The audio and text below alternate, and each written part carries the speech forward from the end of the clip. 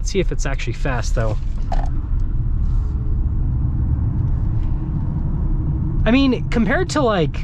Hey everyone, it's Ben Hardy here, and in today's video I'm going to be doing a review on the all-new Mercedes-Benz EQB. First and foremost though, a huge shout out and thank you to the Mercedes-Benz of Farmington for giving me some time with this EQB. This one is available for sale for the time being, so if you're interested, I'll include a link to their website in the description down below. If you have any questions whatsoever, just ask for Colby. Something that I love about the Mercedes-Benz of Farmington, by the way, is they are a one-price store, so they'll make your buying experience super easy and straightforward. On a side note, if you want to save time, money the next time you purchase a car, link to my car buying guide in the description down below. Let's get into it.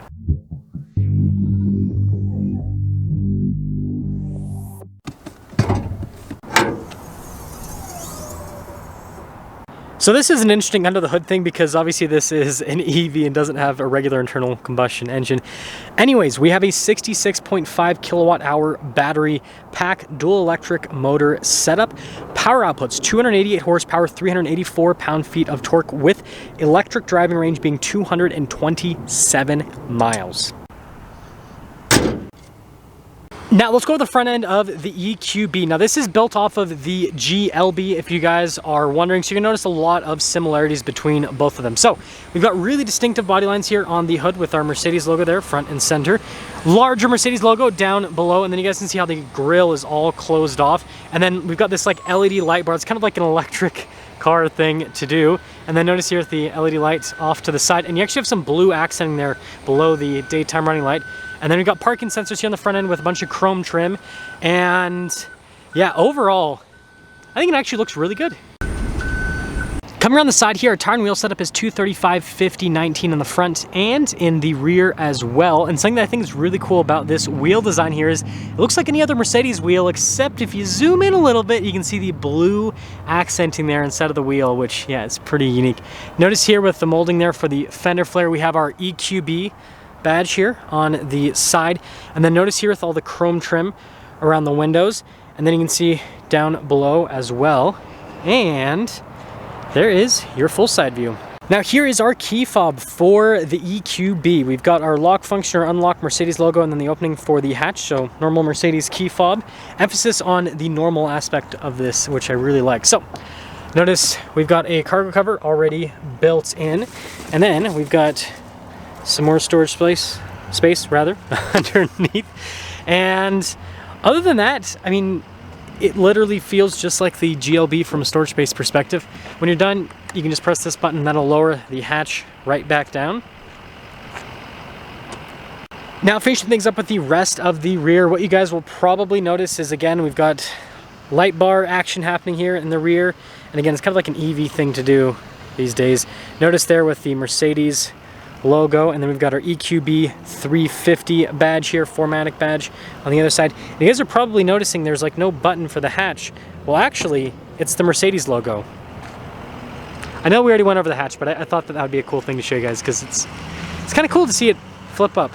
Anyways, parking sensors there in the rear, and let me know if you guys like the light bar design front to rear with this. Now let's go over the door panel here in the rear. We've got really nice leather trim here at the top with the contrasted white stitching, and then notice here with a little handle situation, again, really nice material use. And then here are the seats in the back and with all of the leather trim. Now popping in, easy to get in. Yeah, plenty of room back here. You've got a little storage net, got some vents here in the rear, and then we have, of course, cup holder armrest, which is always pretty fun. And then we do have like a dual center situation here at the top, which is kind of interesting. But let's head to the front. Here's the front door panel. You can see here with the leather trim at the top, and then down below, all that contrast stitching looks great. All of our window controls, the mirror adjustments, you can power fold them in. They also have blind spot monitoring. Then notice it says Mercedes-Benz right there. And you guys are probably wondering on how much this weighs. So payload capacity 783 pounds. And then our gross vehicle weight rating is 5,600 pounds. So this weighs just under 5,000 pounds.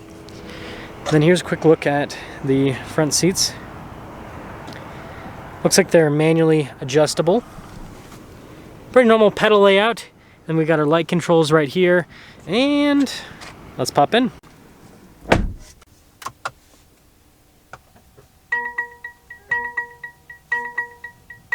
Now here's our steering wheel. You can see really nice padding all around. We've got dark stitching down the center to kind of match everything. So we've got some controls here for the infotainment system, actually. Voice command volume controls as well. And then we have our controls here for the center stack. And then our cruise control. Paddle shifters here on the back of the steering wheel. See what those do a little bit. We've got our windshield wiper stalk. And then of course we have our column shifter here. And, well, there's the steering wheel. Here's the center gauge cluster. So you can see it's just like any other Mercedes gauge cluster. So like we can scroll through different menus, see different bits of info. I mean, really the biggest difference is it just shows you your range in terms of battery range instead of gas, but everything else looks pretty much identical to any other Mercedes model, which I really appreciate because that means that this is going to be a lot easier for people to like transition to, right, from other models rather than having to do something that's like crazy out there. So yeah, I think they did a really good job with the gauge clustering and making it feel normal. And then here's our infotainment system, which is controlled via this control here on the steering wheel, if you want. Or it's also a touchscreen, or there's a keypad down below to also control. There's 3 different ways to control the infotainment system with Mercedes. I'll show you guys the keypad in a little bit, but let's pop it into reverse. We do have a backup camera with trajectory lines that turn with the steering wheel. Resolution's really good with the camera. And then as for the rest of the screen, response time with the screen itself is super quick. It's really easy to use. You pretty much just have this like main screen where you can scroll on different things. Now we are going to dive into the EQ page a little bit. So notice we can search for a charging station, for example. I don't know what I just did there. But anyways, back to the EQ page. You can see you can set up everything with charging. You can see your consumption as well as the energy flow. And so, yeah, it's pretty cool, just all the different bits of information that you can see there in the infotainment screen. We, of course, have our circular vents all throughout here, and I like this little trim piece. I think that looks pretty good. We do have dual zone climate controls just down below, and then you can see the storage space here with the USBs. Notice here for the over-engineered cup holders. And then this is that keypad to control the infotainment system if you don't want to use the touchscreen function. You got some shortcut buttons all around. Now we actually have some different drive modes, which is pretty cool. So we have Eco, Comfort, Sport, Individual. Guess what? Just like every other Mercedes model. So again, it feels like home, right? And then here's the center console. Notice the nice stitching and leather there. And then pretty normal glove box. And I already showed you guys the sunroof earlier, but here's another look. You got the control for the sunroof situation right there. And also, let's see if it's the actual sunroof or if it's just sun shades. So there's that. Oh yeah, it does open. That's pretty cool. Wow, that's fun. Here's our window sticker on the EQB 350, again 4MATIC, and you guys can see here with some stuff regarding, well, the power, for example, and then also look at the charging system. So you've got a 9.6 kilowatt AC charging system, and then obviously DC charging is a lot faster, so you can do quite a bit more with that. But anyways, here's the rest of the information. Now, notice the warranty information. So we still have our normal 4-year, 50,000 mile Mercedes warranty, but we also have an 8-year, 100,000 mile warranty on the battery itself, which is pretty cool. And it says we've got maintenance for the first 2 years and 25,000 miles. Now, our base MSRP is $58,000 on this. And then you can see there's a couple options on this, but it pretty much comes loaded as standard for the most part. $59,535 is the total MSRP, which in terms of EVs in today's world, it's pretty reasonable. Let's see how it drives.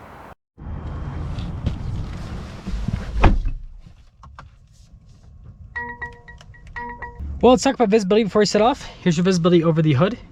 Both the mirrors, which do have blind spot monitoring, and throughout the rest of the rear. And let's set off. So, setting off here in the EQB, and this is just a pure stroke of luck that I'm able to do this review because these things are just flying off the shelf. So, yeah, it's crazy how popular these are right at release. With EVs that, you know, sometimes it happens, but sometimes it doesn't. And so, yeah, obviously people are super excited for this to finally be out. Now, first off, I want to figure out what these paddle shifters do. So I don't think I have anyone behind me.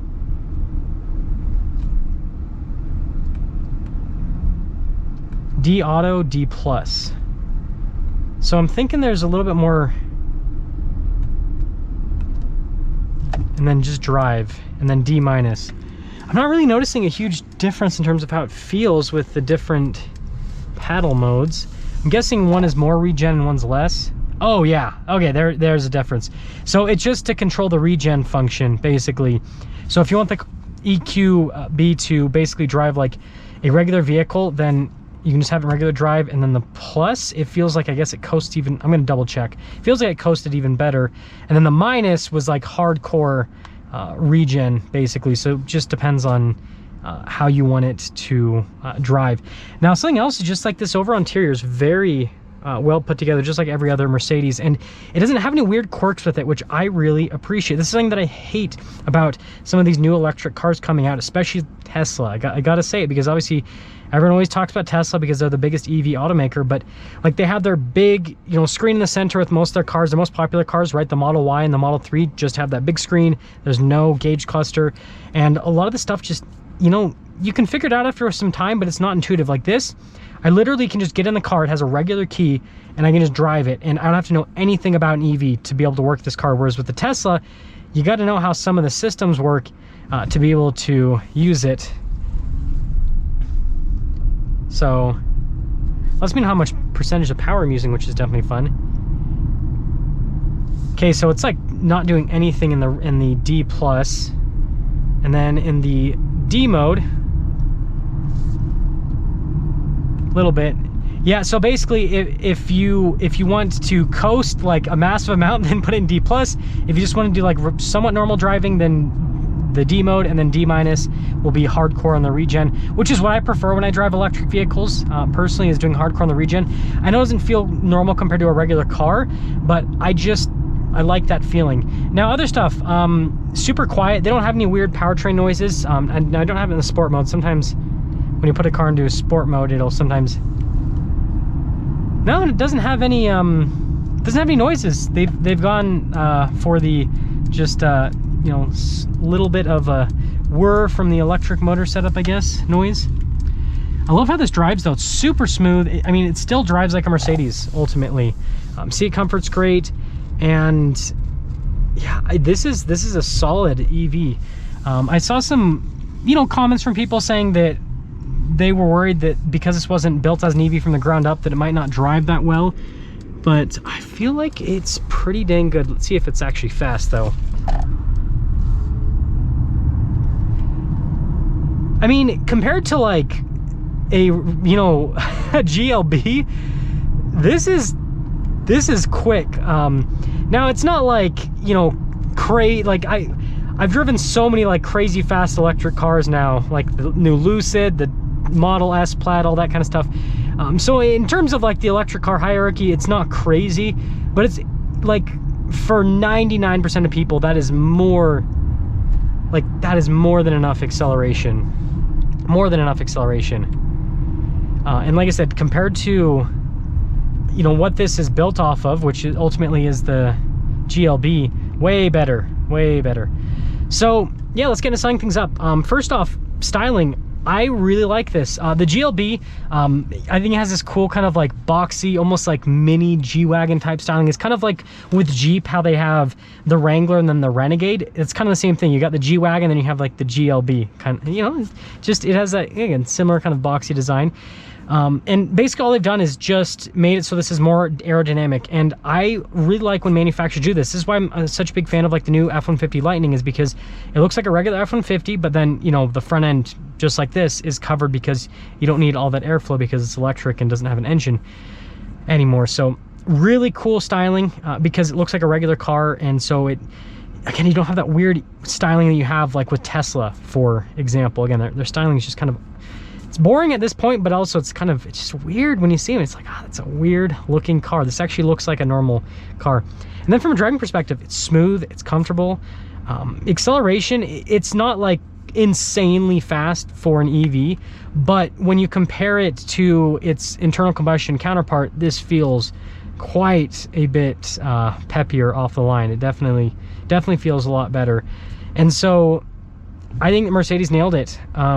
I came into this review thinking, why didn't Mercedes do like a C-Class, you know, like basically a C-Class EV first? But, you know, I actually think that this is going to be really successful, especially like I'm here in Utah. You know, this has decent range, over 200 miles of range. and it's got 4-wheel drive, and it's got some ground clearance. And again, it's a luxury EV, but it's actually pretty dang affordable, because this is, again, it's under $60,000, right? It's not a, you know, $170,000 Lucid or something like that. So yeah, job well done. I'm really impressed. And even though this is not built from the ground up to be an EV, Mercedes did a really good job. I guess the only critique that I could say with this after driving it is this does feel like it's got a little bit more body roll compared to other EV. Like when I think of like the Mercedes EQS, for example, that had like no body roll whatsoever, whereas this, you can, like, the center of gravity is lower compared to a GLB, but you can still tell that, again, this was ultimately not built to be an EV from the ground up. There is a little bit of a feeling from that, but with what Mercedes is working with this, they nailed it. That's gonna sum things up for a video on the EQB. And like I said, again, a huge shout out, thank you to the Mercedes-Benz of Farmington for giving me some time with this EQB. If you have any questions whatsoever, just ask for Colby. I'll see all of you in the next video.